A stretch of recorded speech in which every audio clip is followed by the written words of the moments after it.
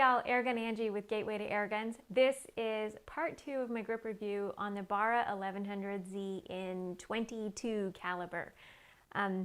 This is also available in 177, which I've already done a grip review on, so if you haven't seen it and you would like to, definitely go check it out, and then you guys can compare whether the 177 is for you or the 22. I'll tell you my preference, possibly at the end if I remember. Okay, so that's enough talk. Let's go ahead and grip it.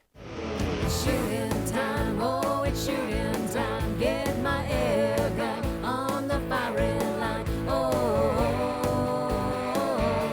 it's shooting time. Really quick, I want to say thank you to Gateway to Airguns for making this video possible. Go check them out, guys. www.gatewaytoairguns.org. www.gatewaytoairguns.org. So, like always, guys, pellet testing comes before part 2. So I take as many pellets as I can fit on my target card out to the table and check it out to see which ones it likes the best. Now I have 7 spots on my card, so I shot 7 domed pellets, and then I shot 7 hunting and slugs. So hunting pellets and slugs on the same card. And I started out with the dome pellets. A couple of them shot beautifully, like the JSB 1813s were absolutely lovely, but then some of them weren't as tight. So I was wondering, having experience with the 177 already, if I tighten up the hammer spring on this one, will the other pellets fly a little smoother? So it's exactly what I did. After 4 turns, yes, 4 whole turns in of the hammer spring, the velocity with the JSB 1813s went from about 822 feet per second up to about 880. Check out these results. This is shot card 1, and this is shot card 2 after the hammer spring adjustments. So definitely tighter groups with the same pellets. Okay, so out of all of the pellets I tested, dome pellets, hunting pellets, and slugs, the favorites are the JSB 1813s, the H&N Sport Barracuda 15s, and the JSB Hades. So those are the 3 that I'm going to use at 50 yards and for the remainder of this testing. $879.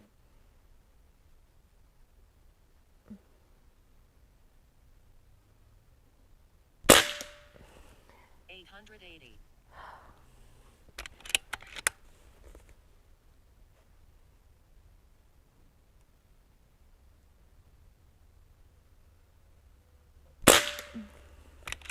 $882.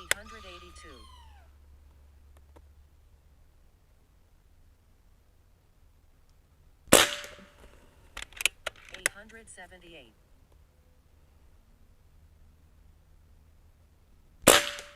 Oop. 874. That went a little left. Not bad. Not bad at all. Especially, I think I'm stress shooting, guys. I've got caterpillars crawling everywhere.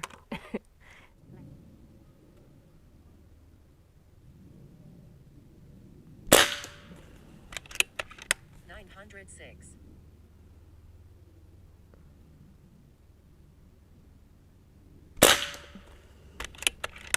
895.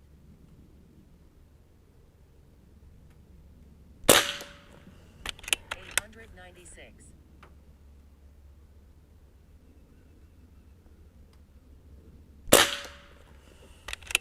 889.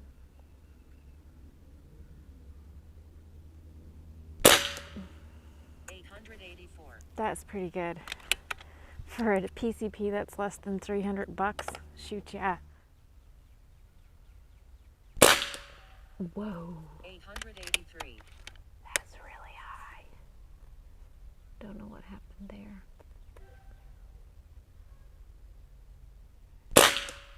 Mm. 876.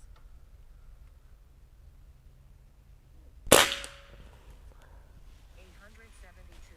Yeah, these are no good at 50 yards. No good. 860. Stupid caterpillars.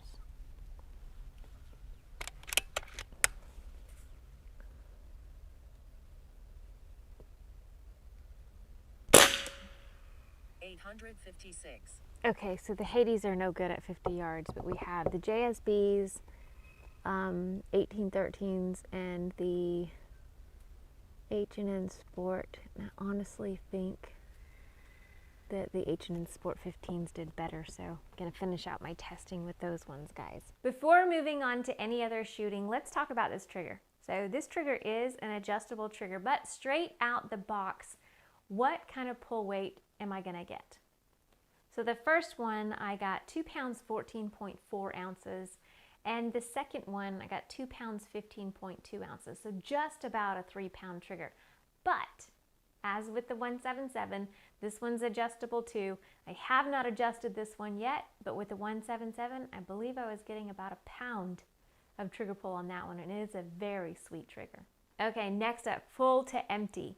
So PCP, you're gonna get a max fill of 3,000 PSI. Yes, it is hand pump friendly, guys, because it's only filled to 3,000 PSI.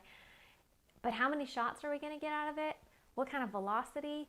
And it's not regulated, so there's definitely going to be a shot curve. And then what kind of accuracy are we gonna get? So shot 1 produced 839 feet per second. And then halfway through at shot 15, got 876 feet per second, and shot 30, the very last one, dropped significantly at 793 feet per second. That gives an average of 851 feet per second, a max of 880, a minimum of 793, giving an average of 29.1 foot-pounds of energy. Definitely plenty of energy for hunting, small game hunting, that is. The sweet spot for this one, or the most consistent in accuracy and velocity, I would say fill it to 2,700 PSI and then don't let it get below 1,800 PSI. That's about where you're going to get your best and most consistent accuracy and velocity. What about max velocity? Now, it's gonna vary because, like I said, the hammer spring is adjustable and I have already adjusted mine. I don't know if Barra adjusted theirs. I really don't know. And you can adjust it too much, so be mindful, don't adjust it too much. 4 turns with the RWS Hobbies, they're 11.9 grain lead pellets. My max velocity was 977 feet per second. Now Barra got 1,000 feet per second for their max velocity. I'm not sure what they were testing with, but I'm not far from it with a lead pellet. Okay, one of the other most important things, what about its backyard friendliness? Is this air rifle a quiet one or not? So at the muzzle, I got 104.7 dBs and 102.8. So that's not too terribly quiet. I mean, it's not blow your eardrums loud, but it's not too terribly quiet. What about from my perspective? From my perspective, the shooter, I got 107.4. Whoa, even louder. And 106.1. So definitely louder from the shooter's perspective. Got some mechanics going on in the gun. 20 yards away, your neighbor's perspective, a squirrel, however you want to look at it. I got 97.5 and 96.1. So a little bit quieter than it is at the table, but still not a real quiet air gun. But there is something very cool. It does have half UNF, so you can attach a moderator and definitely remedy the backyard friendliness of this gun. So that's exactly what I did, and it didn't just make it backyard friendly, guys. You could probably shoot it in the basement, no problem at all with this moderator on here. With the moderator on it at 20 yards away, I didn't test it at the muzzle or from the shooter's perspective, I just tested it 20 yards away.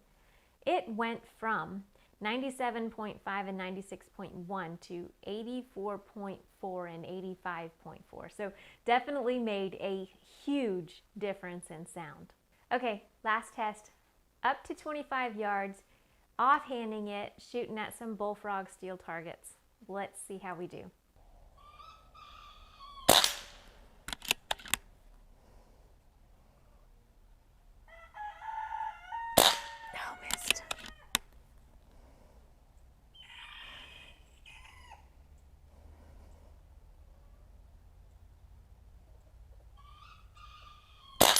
Nice.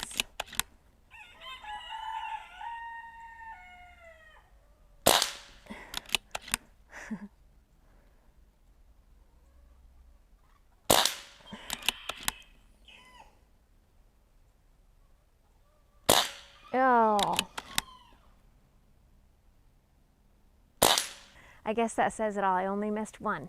I was definitely not expecting to do so well, but that was pretty good shooting. Okay, cons and pros. So there's only one, and that's the noise, which you can definitely fix that with a moderator. So not really much of a con. So on to the pros. From appearances and aesthetics, this is a great looking air rifle. It's set up really well. It's good quality in the way it looks and the way it feels. And guys, for the price, this is less than 300 bucks. Not $299.99, but 275 bucks. You get a pretty good quality PCP with several different ways to adjust it. You have the adjustable cheek riser, adjustable trigger, adjustable hammer spring. You can moderate it. I mean, it is absolutely sweet. Plus, a little secret I found out at SHOT Show is Barra is going to make parts available to the public, so you guys don't have to send them in.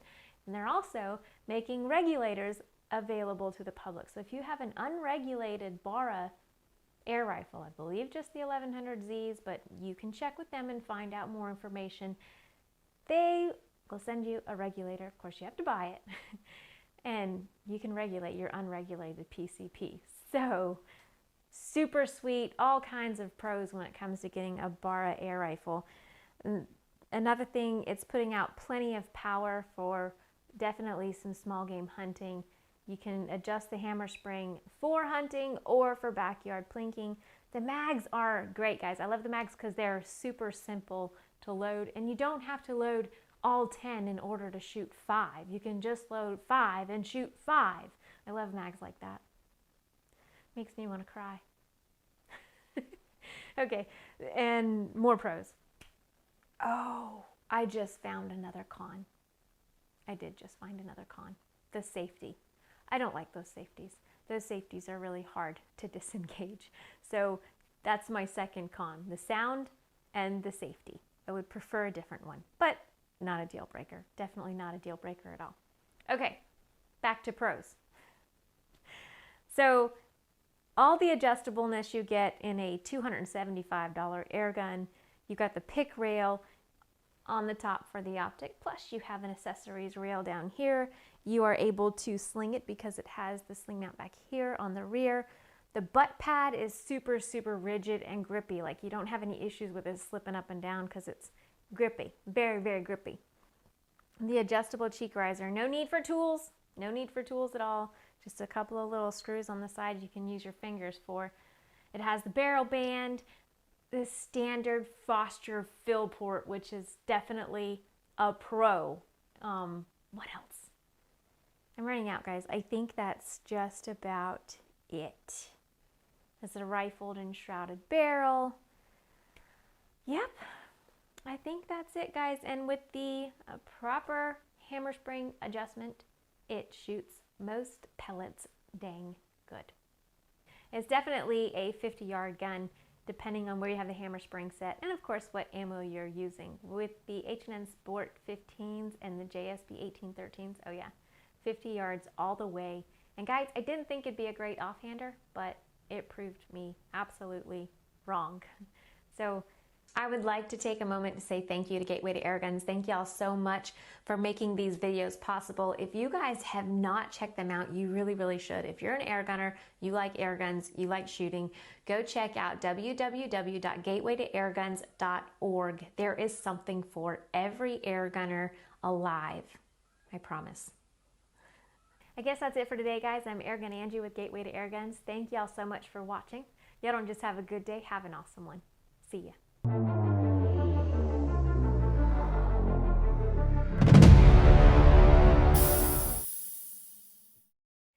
Hey y'all, Airgun Angie with Gateway to Airguns. I'm here with at my spit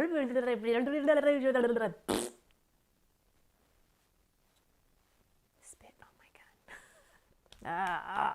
How do I put this into words without sounding stupid?